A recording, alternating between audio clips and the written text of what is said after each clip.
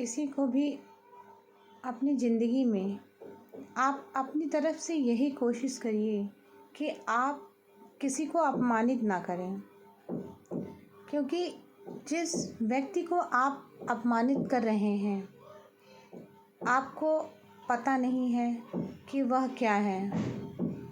आप हो सकता है कि किसी उच्च पद पर बैठे हों, लेकिन इसका मतलब यह नहीं है कि अनायास ही आपको किसी को अपमानित करने का अवसर प्राप्त हो गया है।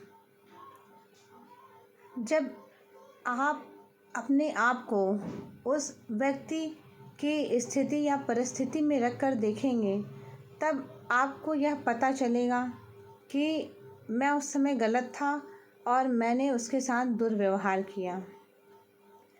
लेकिन यह सब व्यक्ति को पता तभी चलता है जब स्वयं पर बीतती हैं, और ज़िंदगी की परिस्थितियाँ हमें यह लेसन या पाठ सिखाती भी हैं कि जैसा हम दुर्व्यवहार दूसरों के साथ करते हैं वह पलटकर हम तक वापस भी आता है, और हमें यह शिक्षा दे जाता है कि हमने जो दूसरों के प्रति किया हमें वैसा नहीं करना चाहिए था।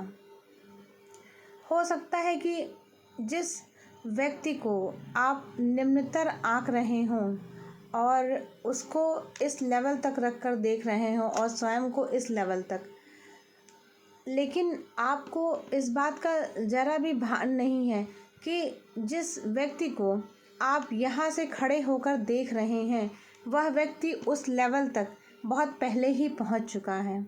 लेकिन आपको यह अंदाज़ा तब होगा जब भगवान वासुदेव की तरह, जब तक वह व्यक्ति आपको अपना चतुर्भुज रूप न दिखा दे और अपने दिव्य रूप के दर्शन न करा दे, तब तक आप उसकी बातों को बहुत मज़े मज़े में ही लेते रहेंगे और हर बात का मजाक उड़ाते रहेंगे और उनकी बातों को विश्वास नहीं करेंगे।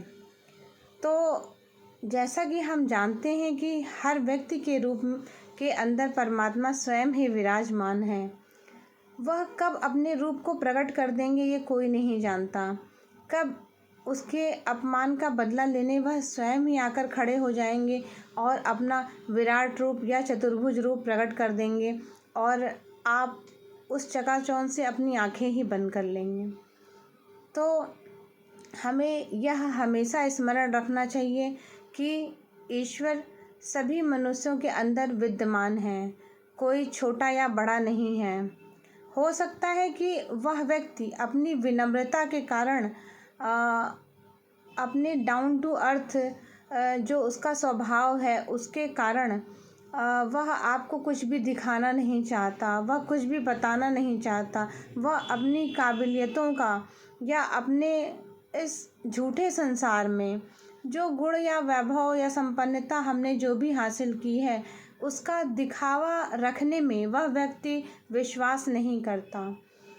लेकिन जब अपमान और किसी को लज्जित करना इस हद तक बढ़ जाए कि व्यक्ति को अपना अहम ब्रह्मास्मि एको अहम द्वितीयो नास्ति वाला स्वरूप दिखाना ही पड़ जाए, तो यह उसके लिए मजबूरी बन जाए, तो भगवान वासुदेव खुद अपने आप को प्रगटीकरण करते हैं और अपने दिव्य स्वरूप को प्रकट करते हैं ताकि उन बिगड़े हुए व्यक्तियों को एक अच्छा सबक सिखाया जा सके, एक उन्हें शिक्षा दी जा सके, एक पाठ उनको पढ़ाया जा सके कि तुम ही नहीं हो इस संसार में, तुमसे भी बेहतर और काबिल इंसान इस संसार में पड़े हुए हैं जिन्हें अपनी काबिलियतों का या अपने गुणों का ज़रा भी अहंकार नहीं है, लेकिन स्वाभिमान ज़रूर है। यदि उनके स्वाभिमान को ठेस पहुंचाई जाएगी तो वह समय आने पर वह कितने सामर्थ्यवान हैं या कितने दिव्य हैं इसका प्रकटीकरण भी वह कर सकते हैं। लेकिन अपनी मृदुल स्वभाव के कारण वह व्यक्ति हमेशा विनम्र बना रहता है। तो इन्हीं सब बातों के साथ मैं अपनी चर्चा को ही विराम देती हूँ। दूसरों के साथ सदा अच्छा व्यवहार करिए और जैसा व्यवहार आप अपने प्रति दूसरों से चाहते हैं वैसा ही व्यवहार आप दूसरों से भी करिए। तभी आपका जीवन इस पृथ्वी पर सार्थक हो पाएगा। खुद को विनम्र बनाइए और दूसरों के सामने हमेशा मृदुभाषी बनकर रहिए। एक अच्छे व्यक्तित्व का निर्माण करिए। धन्यवाद।